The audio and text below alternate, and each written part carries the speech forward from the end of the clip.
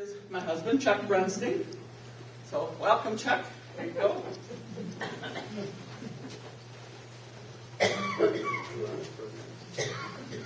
Okay.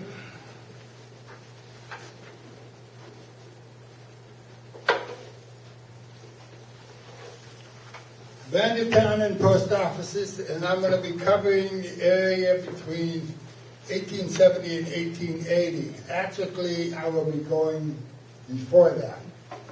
I'm talking about 1860 to 1880, and yeah, you're going to see why here in a little bit. Bandit towns are as the name applies, or some of the towns just change their name to whatever. Okay, we'll start out with abandoned post offices. Go ahead. The arrow one or the clicker thing? Space bar. Okay, as you can see, this is a sketch of Sioux County going back to 1875. Okay, now, Sioux Center is a thought. It wasn't really existing. But you get to little towns like Nikimi. You ever heard of it? No. Of course, you got Orange City and Hospice. Oshkosh. Bagosh. Oshkosh. Yeah. And then you got Farmers, Maybell, and then we're getting to all of these here in a little bit. Anyway, go to the next one. This here, 1875, is what Sioux County townships look like. If you notice, you got Holland, That's good. Reading, Macomb. I think Macomb is Eagle Township, as well as Macomb and everything. Settlers is the same. Garfield is the same. Rock actually is today two counties. Townships. Or townships. Lincoln is halfway through Welcome Township. Just to give an example here, everything is laid out completely different. And the reason why is that's the way the government set it up, not necessarily the legal government. So this is back in the 1870, and you notice at the middle of the county, there's a lot of nothing. Looking at the next county map, there we go. This is going back to 1875. And this here, you can see in the middle, right through here, is going to be a lot of nothing. It's what they call the 98th parallel. The 98th there is, for some reason, farmers didn't want to go there. Nobody wanted to settle in that area. The reason why? Because there was nothing there. Okay, so, and if you notice, when I go through the post office, they go around and come back down around. Nothing in the middle. So, landscape is totally different, and post offices were established by popular demand. So in other words, if you get enough people to sign a petition, the post office was established, and whoever volunteers do the post office and have it at their place. The U.S. Postal Service decided what to name the country post offices. The townships that did not have post offices were Garfield, Plato, Welcome, Capel, Lynn, Center, West Branch, Holland, Floyd, Sherman, and Sherman. Keep in mind, this is 1870. And there might have been towns in those townships, but they didn't necessarily have a post office. Now, pay attention to the 98th parallel. This is all prairie grass. And for the most part, there were not enough farmers to get a petition together to have a post office. Now we'll start on the northeast corner and see what was around in 1870. Next slide. Okay, this is Grant Township. Now the maps that I'm going to be showing you here tonight are from 1885. So it doesn't go back to, I can't get a map of 1870s. And they're out there, but I haven't been able to get a hold of them. So we'll go with 1885 for the maps. Now,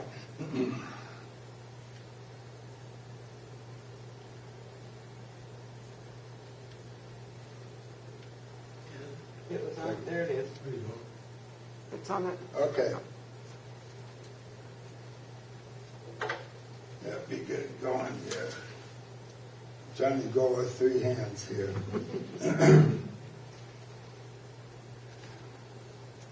Notice that there are large chunks of land, no farm place. And I'll give you an example of this. Sherwood, school land, John Hovick is another one. These guys here, they're not going to farm a section of land with horses. It ain't going to be done. So what they are is they're land speculators. So they got their land cheap from the government, and they're going to sell it for a profit to the farmers that come into the area. So that's why you see large chunks of land like a section. There's nothing there. Okay. Grant Township had one post office, and it was called Morris. And it was located between sections 4 and 9. Which means 4 and 9, right in there.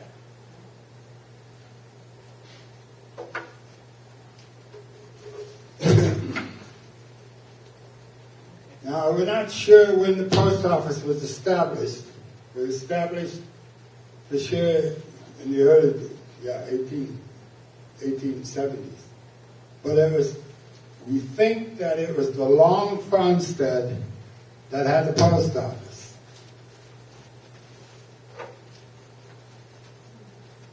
Okay. This Long here, if you notice, you got a spot right there, that's his farmstead. Okay, that was where they believed the post office had started. Then in 1888, the railroad came through, and the town started getting established. And the railroad, they called it the Morris Post Office. Okay, now there's a problem. We have a Morris Post Office up in Grant Township, and we have a village by the name of Morris. Okay, so when the railroad came through, they decided to change the name to Matlock, as we know it today. Next page, next one. This is a picture of 1900 of what Matlock looks like, and from my understanding, this little building here, from what I was told, was the post office. And then the town built around that. Okay, next we go to Sheridan Township. You're getting good at this, Marge.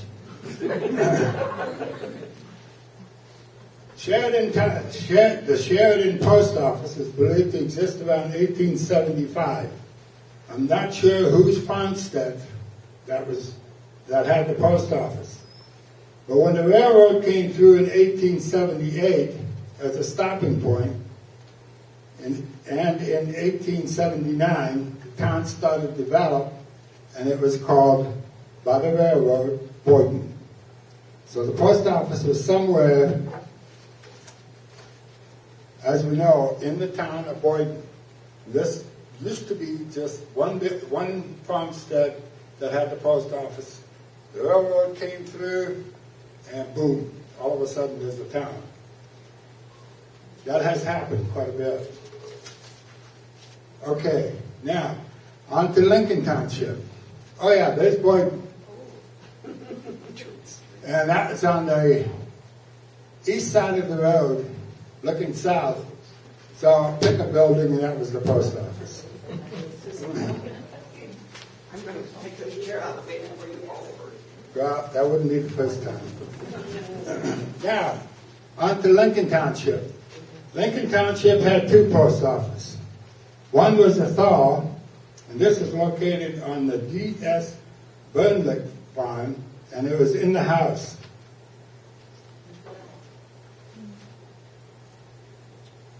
Oh, come on there. Right there. Now, the ironic thing is, it's a cornfield today. But I remember it being a farm place. I remember the house standing there on the east side of the driveway. And on the front porch, of course, I was a snoopy kid. One time we had to go to my uncle's place to shell corn. So I just happened to stop over to snoop into the house. Sure enough, there was postal boxes of everybody's name on it that was on the front porch. And that was the place where a Thaw post office was.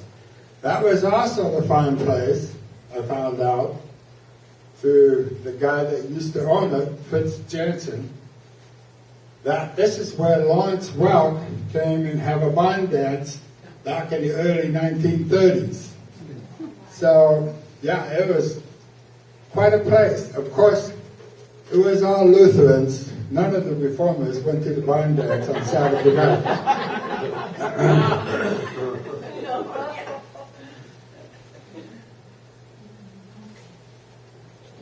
This is a half-mile west of the St. Paul Lutheran Church, explains it. Anyway, it's on the north side of the road. This post office, the Athol Post Office, started in 1875 until 1880. The U.S. Postal Service decided to move it into Pattersonville.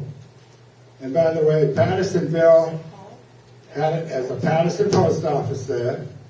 And then it changed to Woodman. And then they decided, okay, well, that wasn't a very good name. So they did some hee-hawing around, the town folks. They couldn't decide what they wanted to name this town. But they couldn't keep it as Pattersonville because that was another town in Iowa. So finally the railroad got sick and tired of it and just said, okay, this is it, Hall. That's going to be the name of it. Okay, that's what it was. Now, the other post office, right there. And it's right on that corner. Basically, it's on the southwest corner of Perkins Corner. Okay. The post office located in the log cabin of Charles Sawyer in 1877. Now, Charles Sawyer was there already in 1870. So, I think the next slide. Yeah. There's the brave man that took care of over the post office. And the post office was out of his log cabin.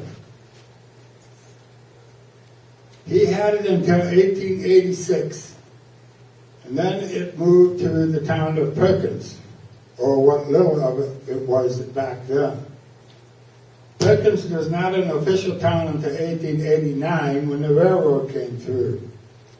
Then in 1936, the United States Postal Service said, nope, we're going to move that post office to Hall, as we know it today.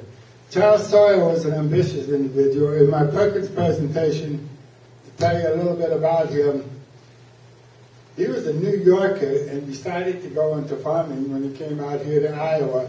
And what he had to do in order to make a log cabin, he had a team of horses that we had to saw down trees at the Rock River going across the prairie, which is straight across. It was 7 miles.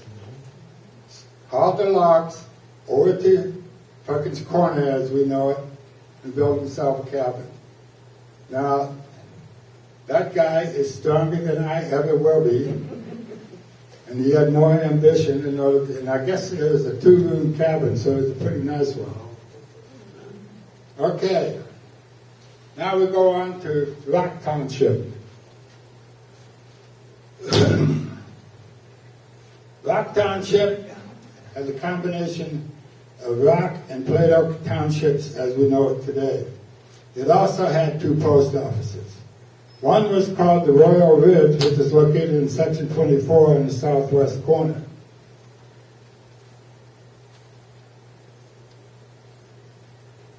Okay, section 24 Southwest. on the southwest corner, which would mean right there, somewhere in that vicinity there.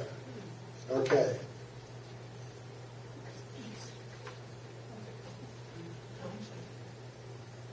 The post office is located on Grave Perkins Farm, and that was in his house. This started in 1871 until 1877, and then it was moved over to the Rock Mills post office. Now, the Rock Mills post office started in 1877 and was located where the present town of Rock Valley is. Rock Valley, at that time, like I said, this is 1885. In 1877, Rock Valley really wasn't there. And of course, if you look up, Wascoton City wasn't there either. But anyway, I'll get into that when we get into the towns. Okay. And that was until 1879. And then the Rock Mills post office became the Rock Valley post office. Now, the Settlers Township, here we go, is a combination of Sioux and Settlers Townships. And it had 3 post offices. One was called Farmers and located in section 8.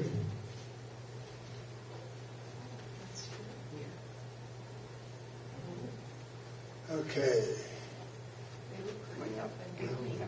Oh, right above the T, that's Settlers. The first T. That's not the one I'm looking for. No, Farmers is north of. Here, this Yeah. sec, we gotta be careful with section, because this is an 8, and that's an 8. Okay, so, Farmers is right there. That is the Farmers post office. Okay, this here was located on the M. Cromdole farm in the house, of course. It was started in 1871, and it lasted until 1885, and then it got transferred to the Rock Valley Post Office. Darlington was another post office for only a few months in 1875, and then the name got changed to Elm Springs.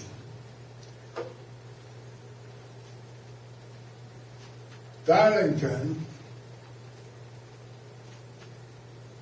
okay, here we go, was located, come on, you give up on me too easy, right there, on this side of the tracks, okay, and that was later called Elm Springs. This was railroad property, so it really didn't belong to any farmer. And it was on, this side of the river from what today we call Fairview. The tracks were laid in 1870, and there was already a depot there, and then somewhat of a town, and then the post office had its own building, not a farm place. Around 1880, Elm Springs dissolved, and everything was moved to Fairview as we know it today. This is one of those towns that disappeared.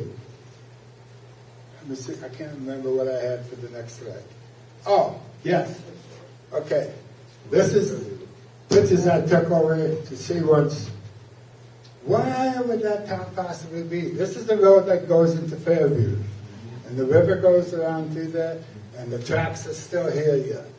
Okay. So we think the town is going to be over on this side. This is that side. If you notice, it's all flat, nice.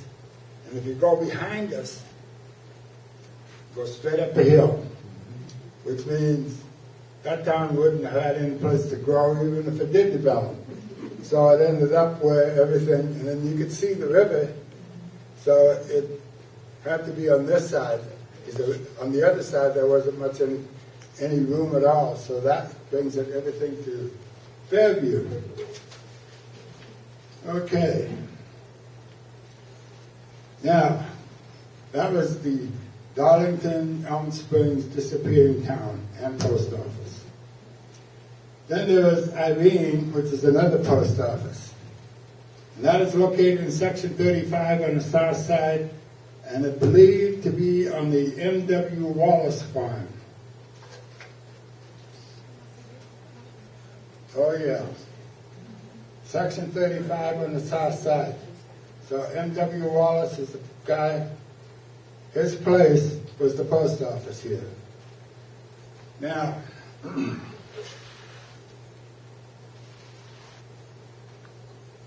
this started in 1870, the post office did, and lasted until 1880.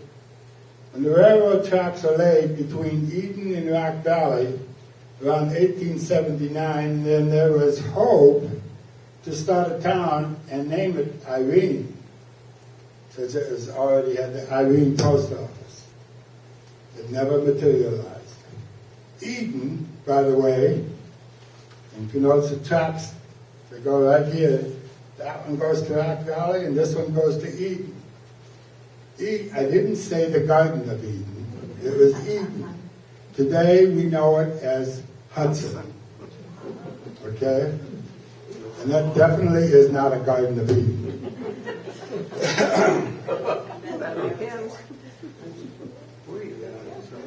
Especially with the buckaroos. Anyway, I could tell you a whole bunch of stories. Anyway, now we go to Lacombe Township. Today it's Lacombe, Eagle, Washington, and Logan Townships. The post office there was Callio, obviously. Now, back in 1870, there's Callio, which is here on up. This didn't exist, okay? Haywarden did not come around at all. Okay, and this started in 1862. They established the post office already. And that went on until 1863. And then there was no post office. Then it started up again in 1869. And that lasted until 1911, when it got switched to Haywarden. Haywarden didn't start until 1887, when it was incorporated in 1911, finally. That's when the Postal Service decided, okay, Callio, give it up, bring it over to Haywarden. Then, next is Corn Valley. This is an interesting one. The Corn Valley Post Office is located in Section 2 on the south side on the farm of Charles Tarbox, running from 1877 until 1883. Oh, you switched to the okay. Anyway. I can back up. Back up a minute. What did I say? Section 2. Now I've got to be careful which one here. 1, 2. On the south side. There's another tar box back here. But anyway, that's the place. Now, go back to the, yeah. Now this was a stagecoach line and a stop. And if you notice, it's a barn, not a house. And the post office was in the barn, along with the stagecoach stuff. So, hopefully it wasn't up in the hay mound. Anyway, when Ireton became a town in 1882, in 1883, the Corn Valley Post Office was then moved to Ireton. But I thought that was interesting. Instead of a house, this guy decided to have it in a barn.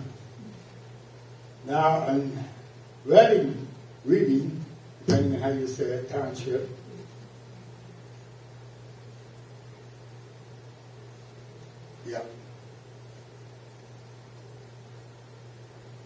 there's an Oshkosh post office, which was started in 1872 on the Patrick Clay Farm Place, which also served as a stagecoach stop. This is located in Section 2 on the south side.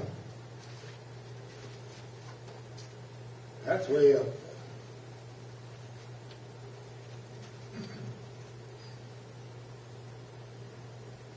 there. Section 1, Section 2, and you can see it's corn right there. Then, that was the Oshkosh, and it was also a stagecoach stop.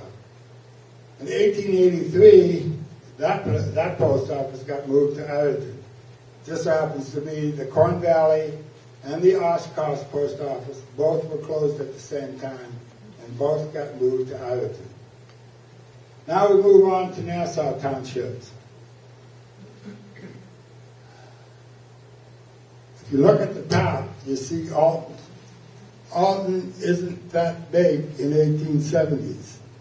As a matter of fact, you can take the top part of Alton and make it disappear. Okay, Nassau Township, East Orange, as it was called then, is where the East Orange Post Office started in 1874. People from Orange City went to East Orange to pick up their mail. Eventually it grew from a railroad depot post office, that's what it was then, to a town. The town started to develop to the north, as you see. In 1883, the name was changed to Alton, and the post office then was called the Alton Post Office. It was, I would say, it was right around 1878, if I remember right, not on my notes. That's when the Orange City got their own post office, and they didn't have to run all the way to Alton, which is a whole 2 miles, you know. Anyway, to go ahead and get their mail. Okay, then there's the Ricker Post Office on the next slide. East Orange Township. Now the Ricker Post Office started in 1882, which is a little bit later than most of the other post offices. And it lasted until 1886, which is in the East Orange Township. We are not sure whose farm it was on. But in 1886, a town started getting developed around the post office. And in 1891, that town grew and it was called Granville. So, now, the towns, Orange City, Hospice, and Morris eventually got their own post office, but it was in the late 1870s, possibly 1880s. Okay, now we're going to go into the disappearing towns. We'll go back up to Rock Township. There we go. And on the map, you see a town by the name of Wascoton City, which is northeast out of Rock Valley. And some say this place was a myth. Others say it was a dream that never happened, but it was on the map. And it was on the map from 1880 until 1887, I believe it was. But anyway, it stayed on the map for a while. Personally, I think Mr. Scoton wanted to put a name for himself. And I went there, and this is what I found looking at the town. This picture was taken as though you would look, I'm on the road, and this is looking into downtown. It's all swamp. Next picture. This here should have been a road going up here, and probably was at one time. which means the town is this all over here. And if you walk through there, you're going to get muddy feet. So I have my doubts that was really ever a town. Maybe it was a nice campground, but that would be about the extent of it. So, okay. Lost my place. Now, we'll go to Capel Township. Ah, yes. Capel. Capel was one of those in the 96. And there was a place called Bell's Lake, because the lake was shaped as a bell. And today, the gravel road, if you go out there, still bends around the lake. So it's still like that. This was between section 19 and 20.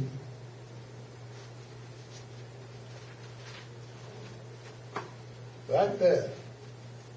That's what Bell's Lake is, but it doesn't show the lake itself on the map. And this was from 1870, it was noted as Bell's Lake. And it started with a couple of houses by the lake, and then a church by the lake, and eventually businesses got started east of the church, and eventually a town got materialized out of all that, and today it's called Middleburg. Okay, going over to Garland Township. Now there's a place called Austin Station.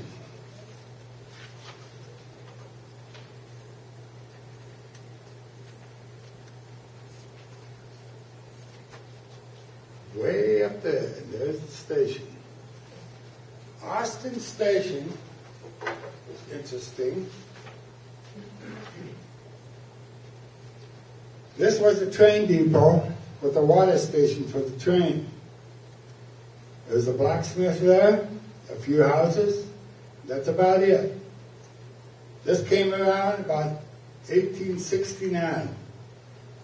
Then the train decided that it didn't need to stop there after all, because it went to Fairview to get its water and everything, and the town started disappearing around 1880.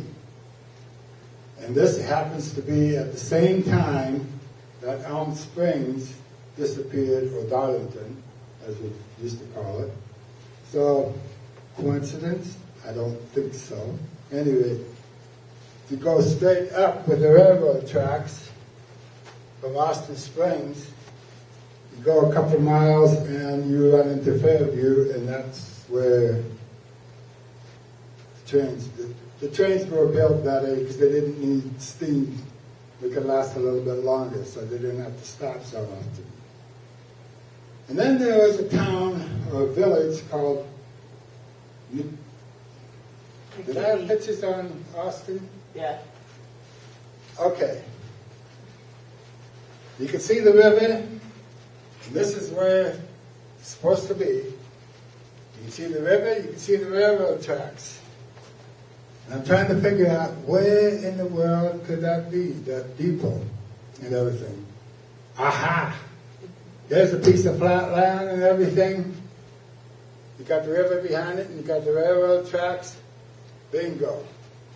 That's where the depot and everything was at that time, back in the 1800s. Okay, then there's a village, a town, by the name of Nekima, Nekimi. This is located in section 19 along the Big Sioux River.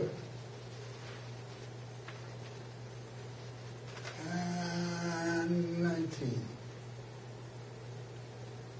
And if you notice, there's a road that went through it.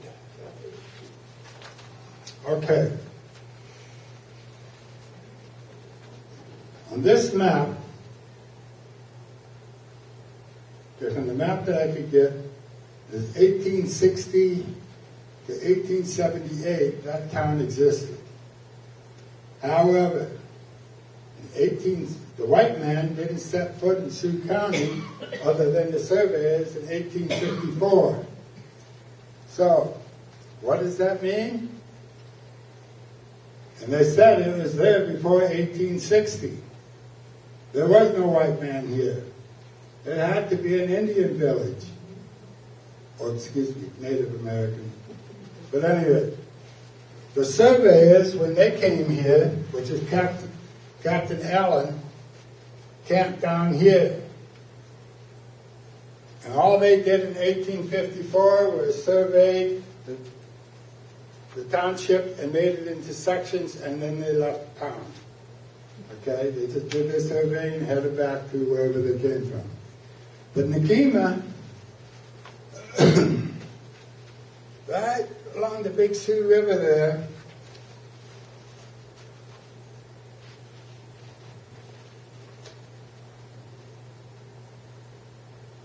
okay. It stayed on the map until 1878, and that's when the white settlers started moving in that area. Now, the pictures that I took, this is from the road. You can see it's Cherry Boulevard. But this is looking toward the river. The river is back here. I didn't really see much of anything there. Now, this is supposed to be the road that used to be going through the village. This is heading north, looking to the north. Okay, and the next picture is the road going around, would be the road back here, but here we got a flat area through here, and that's right next to the river, as you can see back here. I thought, well, that's a possibility. What I would love to do is take my metal detector out there and see once if I could find something. So, and this summer, that's a good possibility.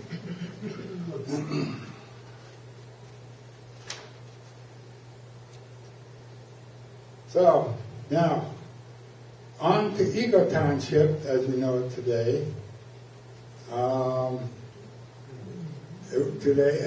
Then it was part of the Bacone Township. Very good. On the corner of sections 1 and 2 and 11 and 12.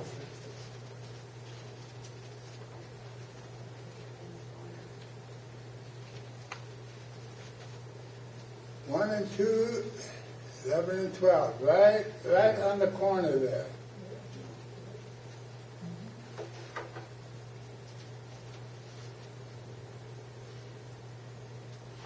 There was a town by the name of Highland, and it was a very active town in its day.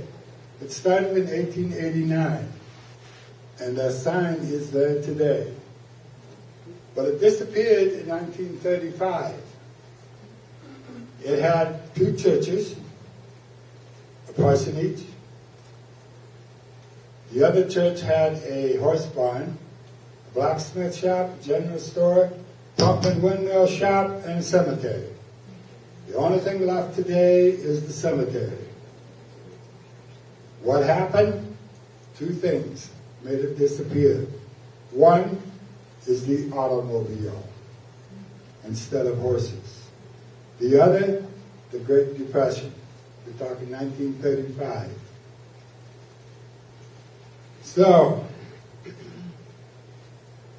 as a matter of fact, I got other pictures. This was the church that was right next to the cemetery. Okay? Which is now part of the cemetery. And this is the church. Back up one. Yeah, this is the church that had the horse barn. On the other side of the road, because you got to realize this is cockeyed. I had to get used to this. That's north. And it's just the opposite, and my brain just said, no. But anyway, yeah. Because this here is the church with the parsonage, this church with the cemetery and the horse barn. Well, obviously, this is the windmill pump shop. And I figured with the big double doors, that must have been the blacksmith shop. And then that was the general store. Okay.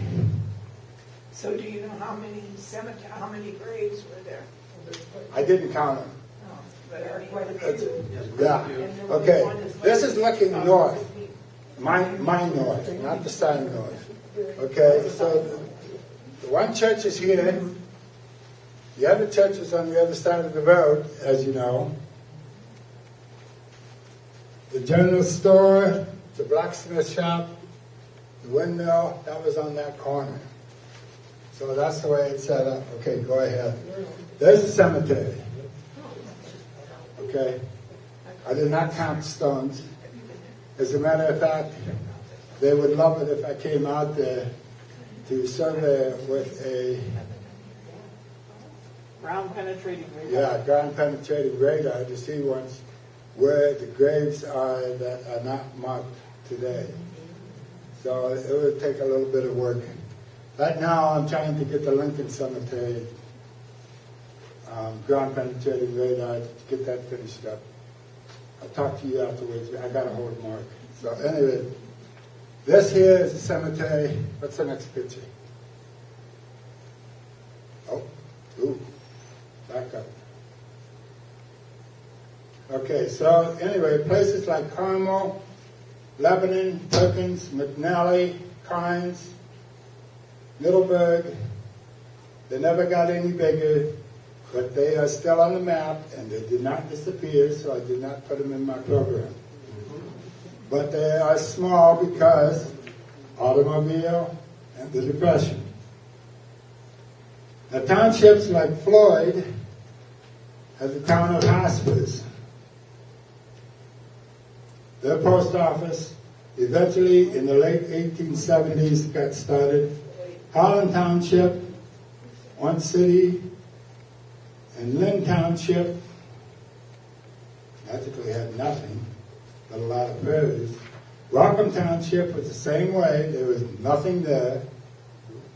And along with Center and West Branch. Sherman Township had Morris, which got its post office the same time as Atherton. Finally, the entire map of Sioux County in 1875, we covered everything before this time. So this is Sioux County in 1875. As you can see, Wascoton's still on the map, and everything else. And if you notice through here, nothing, except Romans, what is it, your grandpa or your great-grandpa? My husband's great-grandparents, John Vandenberg, had. King John. Yeah, okay. Yes. Anyway, he was the only Dutchman that dared to go that far north into Welcome Township. Everybody else stuck around one city through here, but he dragged it out to go into Welcome Township. Anyway, and if you notice, even on this map, this is Eden, Hudson. So that is it. I think that goes next. Brian. And that takes care of any questions. This here didn't take as long as I thought it did, but I took a tremendous amount of research. I can believe that. To see once, what in the world, okay, I knew there were post offices out there because there's one in my neighborhood. The Lethal post office in Lincoln Township is only a mile from my home place. Not even a mile. Matter of fact, it's only half a mile. How did the mail get from place to place? You talked about. Okay, that's a good question. And I should have put that in my notes too. The guy who had the post office had to take the horses and wagons, and the closest place that they could pick up the mail was Lamar's. Okay, now, like for example, you got in Lincoln Township, you had Athol and you had Maybell over by Perkins Corner. Okay, so Athol one time would pick up the mail from Maybell at the same time, since he had to go all the way to Lamar's to pick up mail, and he picked up supplies as well. And then the next time, Maybell went to Lamar's for Athol. I mean, they helped each other out. So, but yeah, when you got to go with the horse and wagon, I remember my grandfather talking about this. When he was a kid, they would have to go to Lamar's for supplies from one city. He was one of the pioneers. And anyway, it ended up where they would get the horses. They would have to go through the slough, the one city slough, in order to get on the road back to go into Lamar's. And then once they got through there, they would load up the wagon. But Pa said, "Well, you worked hard enough, so let's have a beer under the wagon, and then we'll head back for Orange City." And by the time, and they left right after chores in the morning.